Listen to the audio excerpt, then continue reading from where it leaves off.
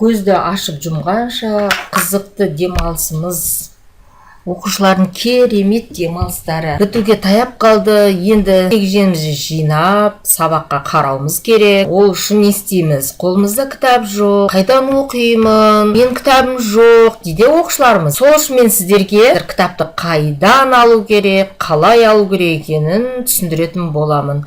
Бұл жерде 1-ші сыныптан бастап 11-ші сыныпқа дейін, 1-ден бастап 11-ші сыныпқа дейін қазақ, орыс тіліндегі басқа да көп деген оқулықтарды алуға болады. Қазір сіздермен мен 1-ші сыныптың қазақ класындағы 2-ші бөлімін жүктейтін боламын. Математика 2-ші бөлімді, мынау 1-ші бөлім сияқты. Казахский, русский деп тұр, мына жерге қарасаңыз, русский, мынау казахский, мынау 3-ші бөлім дейді, математика 3-ші бөлім дейді. Так, 1-ші сынып 1-ші бөлім дейді. Мүмкін кейбір оқулықтар жоқ болуы мүмкін. Мен математика 2-ші бөлімді іздеп жатқанмын ғой. Мынау бұрынғы 1-ші сыныптарының бұрынғы математикасы, бұны жүктемеңіздер, бұны оқымайды қазір оқушылар. Міне русский 2-ші бөлім деп тұр. Мына жерде математика тілі, ана тілі, матем. Мына матемдер болмайды, бұны жүктемейміз. Құрметті ата-аналар білмеуі мүмкін, енді ұстаздарымыз біледі. Енді мына жерде мына казахский, мына математиканы жүктейміз 1-ші сыныптар үшін. Мынау бұрынғы математика, бұлар жүктемеңіздер. Біз қазір мына математикамен өтіп жатырмыз. Бірақ үйрену үшін, егер өзіңізге қажет десеңіз, жүктеңіз әрине. Негізі мынау осы математика, Ақпаевтың математикасына өтеміз. Ашамыз. Так, ашайық.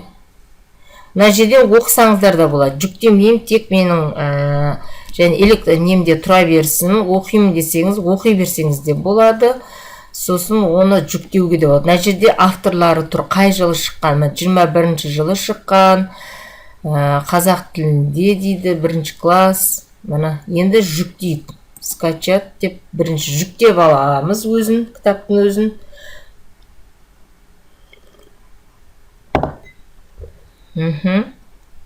Жүктеліп жатыр, күте тұрайық сабырлықпен. Жүктелді, ашамыз. Дәл осылай қара болып сіздерде ашылады. Интернеттеріңіз жақсы істеп тұрса, күндізгі уақытта жүктеңіздер, күндіз интернет жақсы істейді. Сонда тез жүктеледі. Себебі бұл жерде 527 деді ма, сондай бет бар ғой, оның бәрін интернеттің күші керек, сондықтан күндізгі уақытта жүктесеңіздер, тез жүктеп аласыздар. Бар кітапты жүктеп алсаңыздар да болады. Үйде әр бұрышта кейде кітаптар қап кетеді. Кейбір ата-аналар, міне 21-ші жылғы дәл осы 1-ші сыныптарға арналған осы математиканы жүктейсіздер.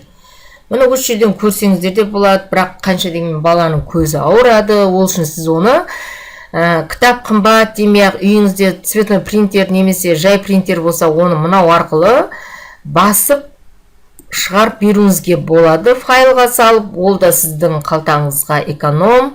Мына жерде принтеріңіз болады, тіркелген, шығасыз. Мына 1, 3-ші ашқан кезде қалай жүктейміз? Бұл жерде 1-ші сізде тақсандарды теріп жазасыз. Бір 10 бетке дейін істеп көріңіз, 1-ші үйренгенше. Тақсандарды жазасыз да, 10 беттен кейін соны принтерге қайтып салып, жүпсандарды жазасыз. Сол кезде сізге бір параққа 2 беті түсіп отырады. Сөйтіп мынаны печат етсеңіз болды. Ал мен атмен жасаймын. Мен бұл оқулықты компьютермен жүктеп аламын. Ол үшін жерде 3 бұрыш батырмасын басамыз. Ол менің компьютермен жүктеледі. Аты осылай шығады, бірақ атын өзгертіп алыңыз. 1-ші сынып. Өзіңізге белгілі 1-ші класс, қысқарта салайықшы, 3-ші сохранить етесіз. Міне болды, сіздің сохранить етіліп, мына жерде PDF форматта сохранить етіліп тұр.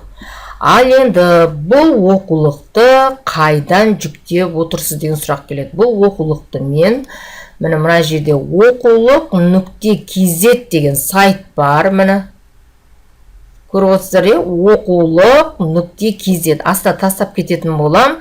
Сіздер міндетті түрде рахметтеріңіз үшін лайк, комментарияны жазып аямаңыздаршы, қазақтар көтеріңіздерші, бір-біріміз көтерейікші. Лайк, комментариядан ақша сұрамаймыз, тек қана шабыттанамыз. Сіздер бізге шабыт бересіздер. Алдағы уақытта мұғалімдерге электронды оқулықтарды қалай жасау керек екенін түсіретін боламын. Дәл осы видеоға лайк пен комментария кем дегенде 50 болатын болса деп қояйын.